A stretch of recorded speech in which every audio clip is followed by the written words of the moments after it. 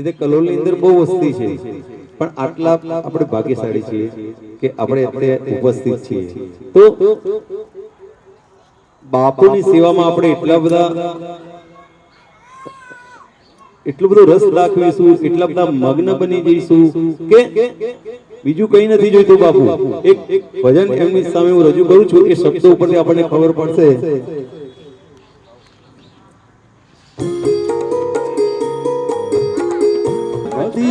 તમારી કરવી છે મુક્તિ મળે કે ના મળે મારે ભક્તિ તમારી કરવી છે મારે ભક્તિ તમારી કરવી છે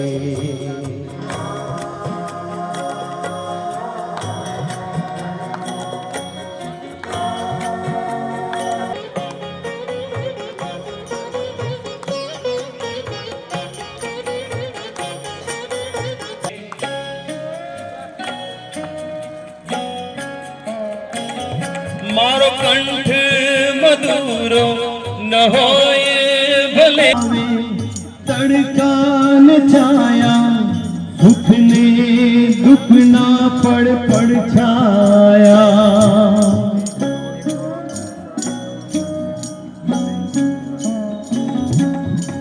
आवे जीवन मां तड़का न छाया दुख ने दुख ना पड़ छाया अकाया रहे के ना रहे मारे माया તમારી ઉપર નીચે સુઈ જાય છે બહુ ભીડ છે અને એવી ભીડમાંથી ભગવાને આપણને કાઢ્યા કેતનભાઈ પેલા પાછો ભાગે બેજો આગળ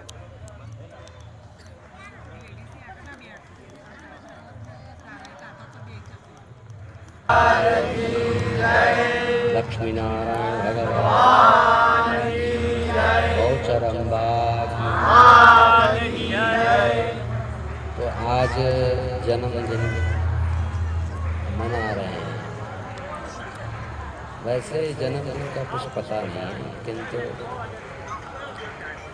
जिस समय जो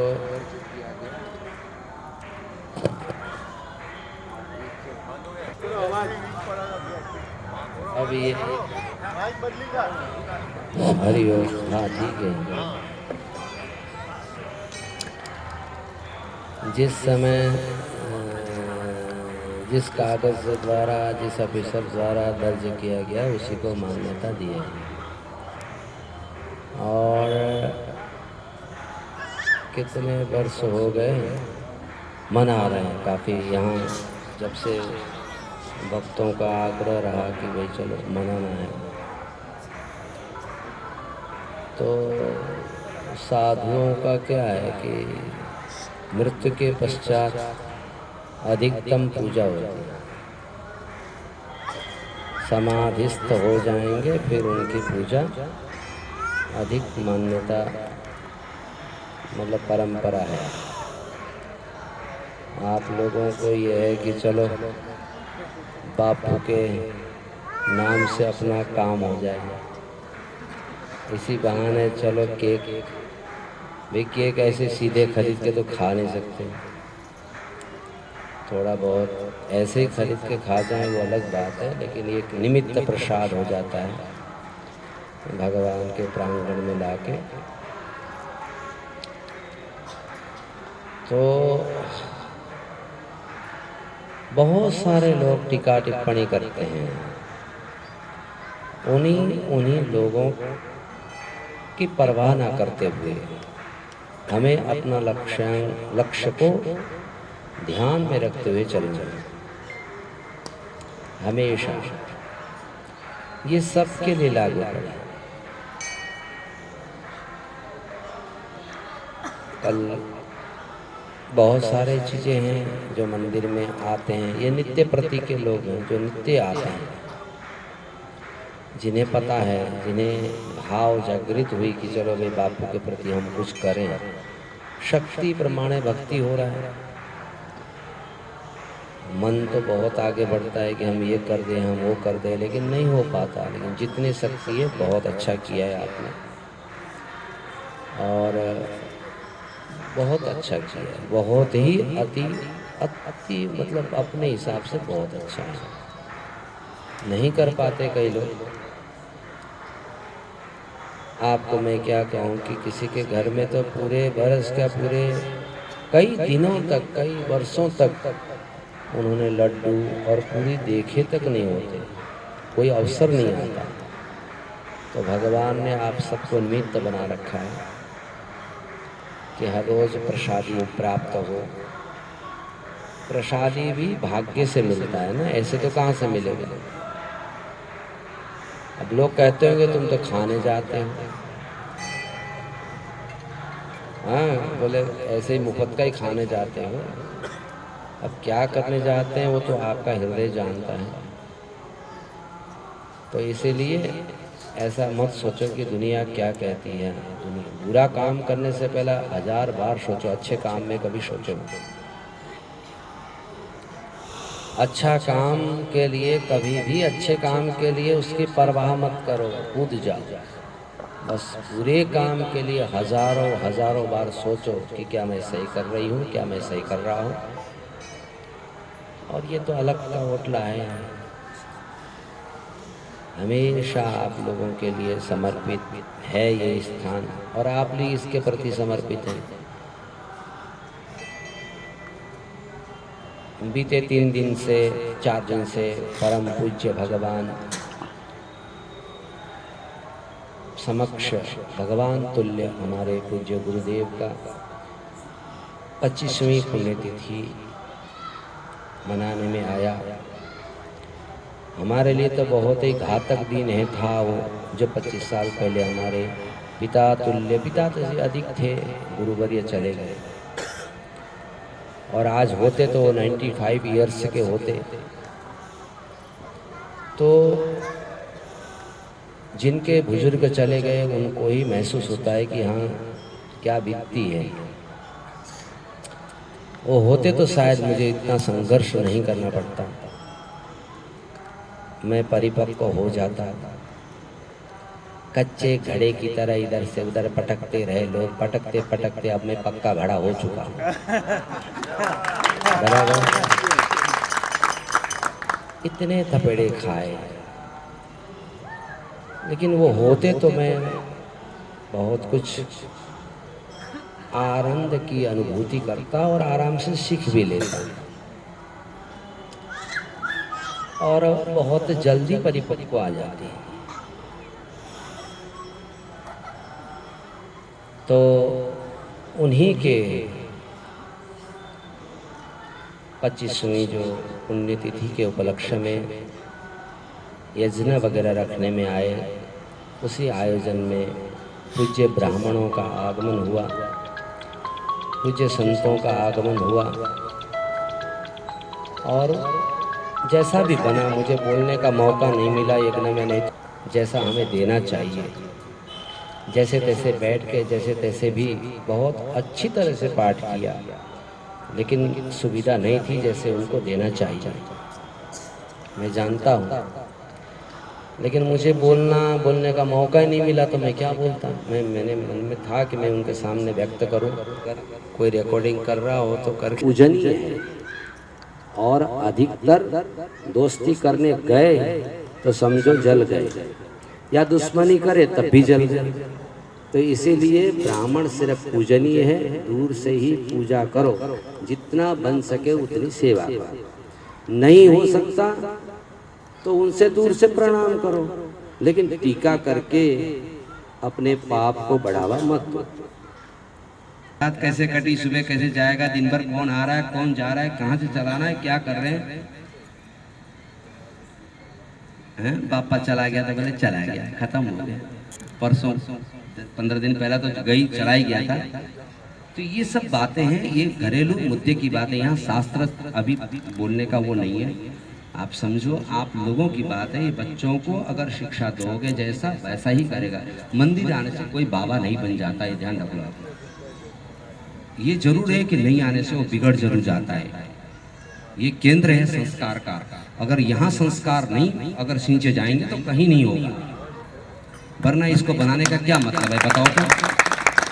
इसको बनाने का करोड़ों रुपया से इसको बनाने का क्या मतलब है? मैं धंधा करने के लिए है क्या? होटल खोल दो, धंधा कर दो, मतलब इसी से कर दो, क्या मतलब है बताओ? अगर यहाँ संस्कार नहीं होंगे, आप लोग आकर भजन मंडली नहीं चलाओगे, आप लोग आकर ये कथाएं वार्ताएं नहीं करोगे तो क्या करोगे? यहाँ डांस करेंगे हम लोग?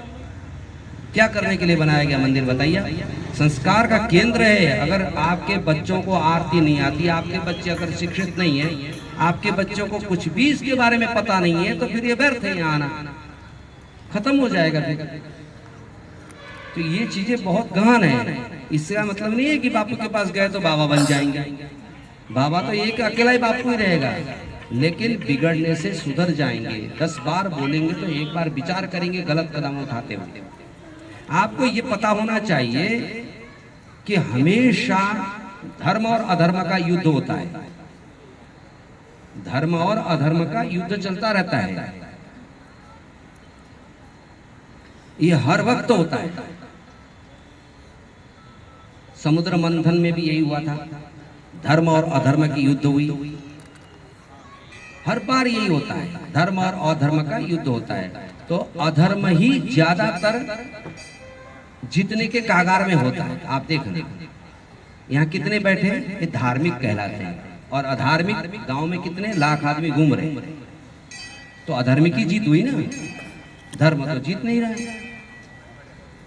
तो इसका मतलब ये नहीं कि हम मैदान छोड़ दें, लेकिन अंतिम क्षण में तो उनको भी धर्म के शरण में जाना ही पड़ता है। इसलिए अंतिम क्षण में धर्म की जीत होती है। अब तालियां क्यों बजा रहे हो? धर्म की जीत हुई इसलिए, अधर्म की जीत हुई ना, इसकी हिसाब में खुशी जाहिर कर रहे हैं। तो धर्म जो है वो धर्म को पकड़ के ही रखना पड़ेगा आपको, ध्यान रखना। अगर धर्म को नहीं पकड़ोगे तो कोई सहारा नहीं है। हमारे शरीर में भी अधर्म पनपता है, पता है? काम, वासना, माया, ये सब चीजें पनपते हैं ना। तो उसको मुक्त होने की, उससे मुक्त होने के लिए क्या करता है इंसान? धर्म को अपनाता है। तो धर्म प्राधान्य करके क्या करता है? जाप करने लगता है, कर्मकांड कराता है, कहीं ना कहीं कुछ करके फिर उसको शांत कर देता है। ऐसा ही अधर्म रूपी बुखार आने पर धर्म रूपी एक कैप्सूल लेकर उसको शांत कर देता है। इसीलिए जड़ से मिटाने वाली जो दवाई है, सत्संग रूपी या जो भी अनुष्ठान रूपी, आपको लेना ही पड़ेगा, चाहे कोई माने या ना माने। ये सनातन सत्य है। कोई कहे कि भाई इससे कोई फायदा नहीं है, वो व्यर्थ की बात है। अंत समय में तो ये करना ही पड़ेगा। तो अधिक ना बोलते हुए, क्योंकि सबको केक खाना है और फिर खाना भी खाना है। मेरा काम तो बोलना ही है कल से चालू, लेकिन ये बात सबको नजरअंदाज ना करते हुए बात को ध्यान में रखना होगा। चाहे ये मंदिर हो, चाहे रोकड़नाथ हो, चाहे कुछ भी हो, चाहे वाड़ीनाथ हो, चाहे कहीं भी हो, लेकिन संस्कार का सिंचन नहीं होगा तो उसकी उन्नति कभी नहीं हो सकती। मैं सबको आग्रह पूर्वक कहूँगा कि पहला तो वाणी में वो लाओ, संयम लाओ, कैसे बोला जाए, फिर उसके बाद अपने आप घर से ही शुरू करो ना, घर से ही शुरू करो, और फिर मंदिर में हो जाता है, फिर मंदिर से ही बात बन जाएगी। तो सबके लिए आज के लिए इतना ही आशीर्वाद। खूब भगवान के विषय में सुनना था शुक्ल जी महाराज को, और भगवान की सत्याणी कथा करते करते बुढ़े हो गए, और हम लोग कथा करते करते हम भी बुढ़े हो जाएंगे, और आप लोग सुनते सुनते बुढ़े हो गए हैं। और ये तो सतत सुनने वाली कथाएं हैं भगवान के, और भगवान के सन्निधि में रहते हैं हम लोग। और हर हमेशा बस यही है कि आप अपने पाप को काटने के लिए किसी की निंदा मत करो और भगवान के भजन करो। यही सबसे बड़ी बात आज की है। पुनः कल हम 1 बजे आपके सामने हाजिर हो जाएंगे। और आज के लिए इतना ही। महाराज श्री का भी आज ही के दिन प्राकट्य हुआ है, इसके लिए आपको भी ओम नमो नारायण। और ब्राह्मणों ने सुबह कुछ अच्छे मंत्र कहकर आशीर्वाद दिए, उनको भी प्रणाम। अब सभी भक्तों को खूब खूब आशीर्वाद। बस हाँ, वो कह दिया ना, आप गीता और विष्णु सहस्त्र नाम का नित्य प्रति इस मंदिर में आकर करें या घर करें, ये सबसे बड़ी बात होगी। क्योंकि इसका प्रभाव आपने देखा होगा संतराम मंदिर में आज भी अखंड चालू है। बहुत बड़े दायरे में प्रभाव है इसका। तो आप लोग करें, बहुत अच्छा रहेगा। उन्नति होती रहेगी, आपकी भी होगी, हमारी भी होगी। तो इसीलिए अधिकतम ना कहते हुए अपनी वाणी को विराम देता हूँ। बापू विष्णु भाई को और कुछ सुनना था क्या? कल सुना।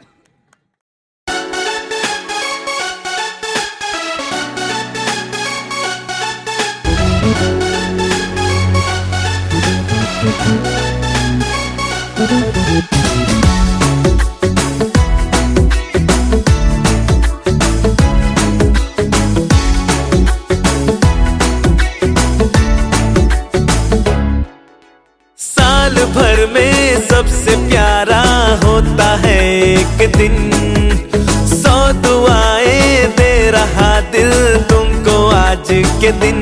I wish you happy happy birthday, happy birthday, happy happy birthday to you. I wish you happy happy birthday, happy birthday, happy happy birthday to you. I wish you happy happy birthday, happy birthday, happy happy birthday to you. I wish you happy happy birthday, happy birthday, happy happy birthday to you.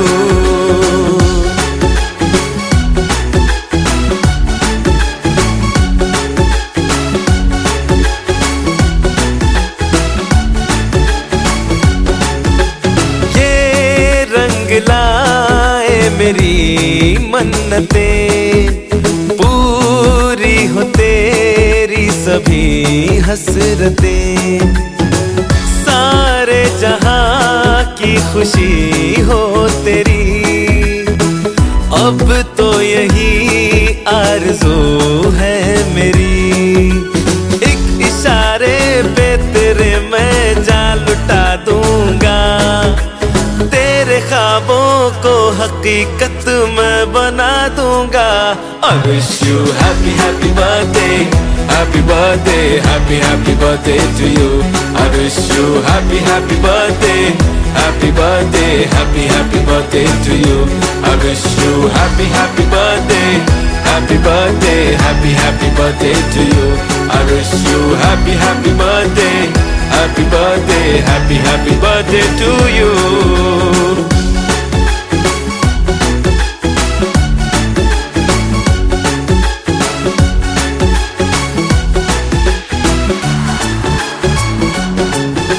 सब कीमती gift लाए मगर तोहफा मोहब्बत का लाया हूँ मैं। हर लम्हा मैं साथ दूंगा तेरा, साया तेरा बनके आया हूँ मैं। दर्द की कोई लहर तुझे छू न पाएगी, कोई आफत भी जो आए लौट जाएगी। I wish you happy happy birthday, happy birthday, happy happy birthday to you. I wish you happy happy birthday, happy birthday, happy happy birthday to you. I wish you happy happy birthday, happy birthday, happy happy birthday to you. I wish you happy happy birthday, happy birthday, happy happy birthday to you.